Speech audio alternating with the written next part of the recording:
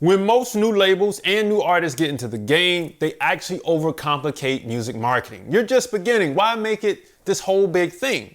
You know what I mean? This is totally understandable because I get that you want to be where your favorite artists are currently right now. So what happens is you default to the normal activities to blend in with the crowd. And I know that you really don't want to do that. But if you want to stand out from the normalcy of the crowd, then you must engage in these 3 marketing staples, and I'm going to call them tricks today, coming up right here on the Music Money Makeover show.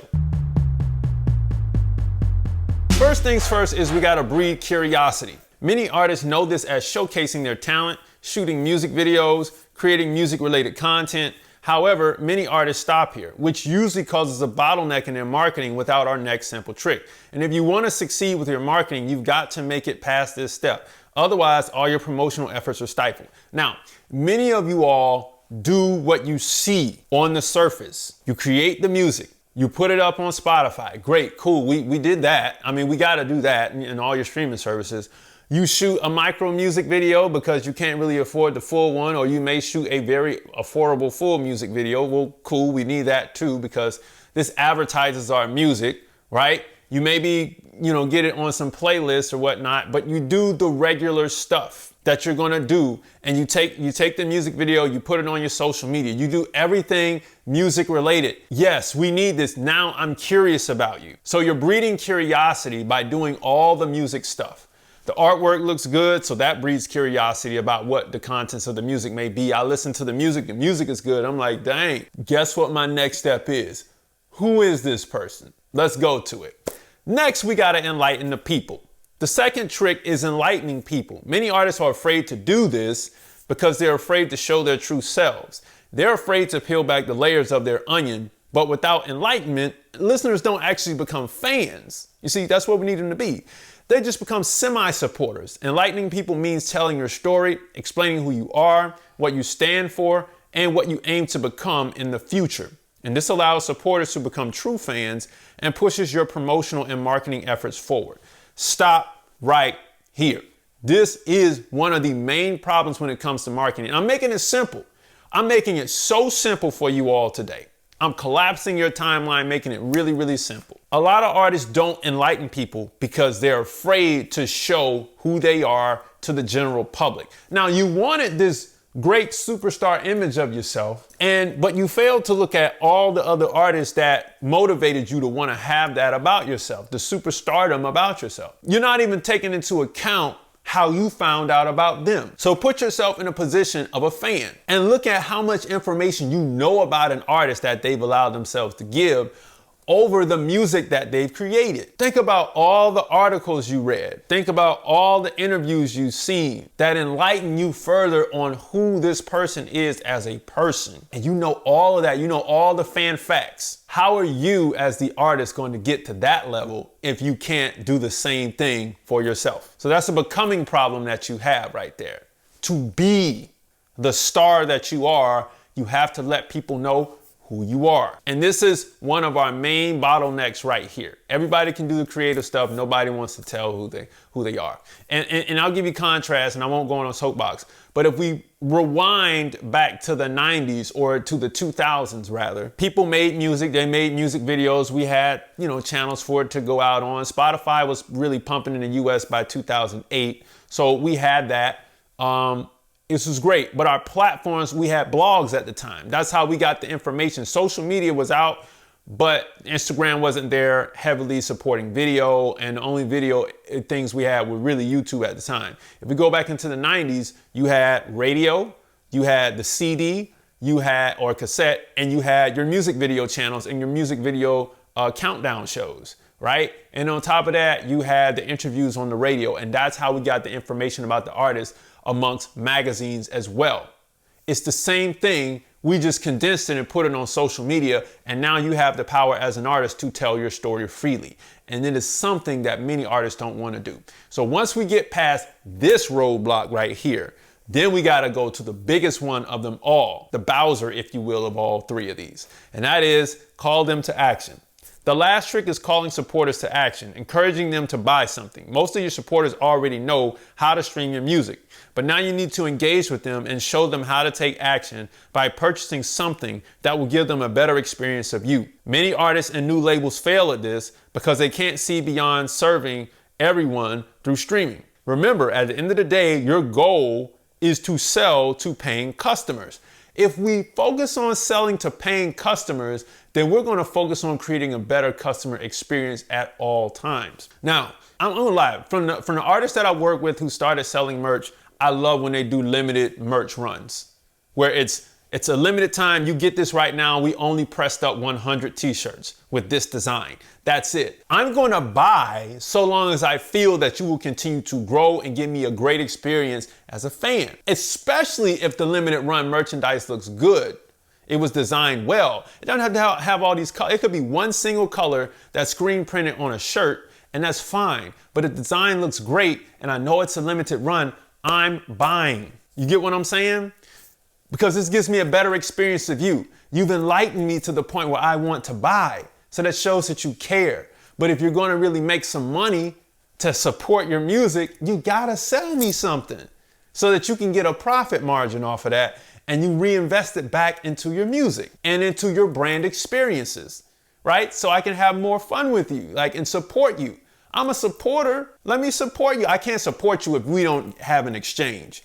I can't be a fan if we don't have an exchange. And you got to learn how to call people to action after you've already enlightened them. These are your three main tricks right here. If you can get these right here, then we win it. Check it out. This seems too simple. What's the catch? There is no catch. These are the top 3 areas where all artists and new record labels bottleneck. If you master these 3 phases, you'll see your career skyrocket without a shadow of doubt. I'm not even explaining that. Let's keep going. What do I call them to action for? You need to understand that you're calling potential supporters, fence sitters, and current fans to action, specifically to purchase something that gives them a better experience of you than what they've already seen on social media. That's the key. This requires effort on your part to create an experience you can sell directly to supporters and potential fans. It takes work, but once you accept this, your music career will become more fulfilling. If you saw our video on Tuesday, you know it was about transforming the people, right? That was, even though I mentioned some of this on Tuesday. Transforming the people, that's what we're really doing here. But we're giving them a better experience, and it becomes fulfilling to us because we're helping these people survive and thrive throughout their days. With our creative music, it's just, we're storytelling through music, then we storytell just the storytell on the camera about ourselves, and then we sell them some product. I mean, I should make a video on that. We storytell through music, then we storytell in general, and then we sell a product. It's so simple that it's hard. What happens if I just stop at streaming? You can stop at streaming if you want to. However, it will be a hard uphill battle. The profits you gain will never be enough to outweigh the effort and money you put in to create awareness and get people to stream in the first place. This is why many quit. The work becomes too exhausting and the reward is too low. Okay, several clients that I've consulted with. Ones that are making 5 figures, some that are making 6. Everybody knows that if you run ads to streaming, you're going to lose. Now, you gain people that will listen, but if you don't have a lot of cash to invest to run ads, you begin to find out that it doesn't make sense. And what you actually begin to find out is what I said in Tuesday's video and today, is that you're going to make more money selling to the supporter and the fan. So why not just create the ad campaign around that? Let's focus on doing the natural stuff on social media the correct way. Let's actually go into the streets and do a couple things. And then on top of that, let's run a marketing campaign around the fans and supporters, because that's going to make us more money. Because I'm running a loss running all of these ads to get people to stream from the playlisting. Well, playlisting, not really.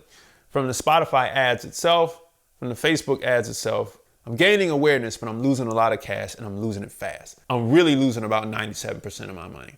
And this is not no joke. I'm not even storytelling at this point. I'm telling you, people are losing so much money trying to advertise to everybody to go to Spotify to listen. And they usually only last for about 2 to 3 months and then they cut it off because they realized they lost so much money. It's not that they didn't gain listeners, it's that they lost money. Anyway, I went on a tangent here. But that's what you can do. You can do streaming if you want to, but at the end of the day, you're gonna make so much more money once you start selling product. Here's what you can do. For every 3 pieces of content that showcases your music, create 1 piece that tells the story behind your work, why you made it or what inspired you. This approach will increase fans' retention and boost word of mouth promotion once you've implemented this strategy. Come back and repeat the process. Now you're gonna do all this and you're gonna have a lot of cash flow, so I got some tools for you because you're gonna need a platform to actually support all this cash flow. So you're gonna need a record label, new music executives and new artists, and you're gonna need to get it done within 60 days or less, I'm assuming, and I got you covered because that's beneath this video. But if you wanna get it done with the foolproof process, jump into my 60-day record label course right now beneath the video. You'll gain the ability to get real funding for your record label. You'll prevent yourself from getting screwed contractually in the game, and you'll keep the middleman out of your pockets. How cool is that? But if you're skeptical, grab my free guide, 10 major steps to increase your record label's profits. A free split sheet is included with that download, plus a mini course for your skepticism. All right, now let's talk about the upside to this. If you focus on all 3 steps at one time, as long as your music is genuinely good, your career will grow rapidly, almost magically, and others might think you're an overnight success. But it's simply a matter of science, showing people what you can do and explaining who you are. I'm telling you it's magical, man. And I'm saving you time. I promise you, if you hear me, listen to me. I've consulted almost over 1,000 people from this whole thing. And I'm telling you, everybody that shifted their sights from everybody on Spotify, I just need people to stream, to whoop, the fan. Sell to the fan. The people on Spotify got taken care of anyway when you were selling to the fan. And that changed and it transformed the whole operation. All right, but here's the downside. Now, if you continue to showcase your talent and sell to everybody, you'll put yourself in a position where you begin to resent the industry, the fans, and the very act of creating music. Over time, it becomes less enjoyable and eventually you'll bow out with bitterness. The only reason why you're bowing out is because it's difficult. Why? It's difficult because the effort that you're putting in to get people to stream is not worth the outcome. Here's a soapbox piece. I don't know if I think I might have wrote something to cover this. It goes for social media too. The effort that you put in on social media alone is not enough to make it happen. So the only other element that you're missing is the streets. The one place many artists fear to go, because they don't want the public to let them know what they think about them in the physical. But it's one of the ways that you're gonna actually grow. But music money makers, if you make music, you should always make money. And guess what? I just gave you some key ways that you could transform your position in this game to where you wanna be. So if you make music, you should always make money. Log on to musicmoneymakeover.com, jump into the 60-day record label course beneath this video, grab the free stuff, book a call there, smash the like button, and I'll see you next time. Peace.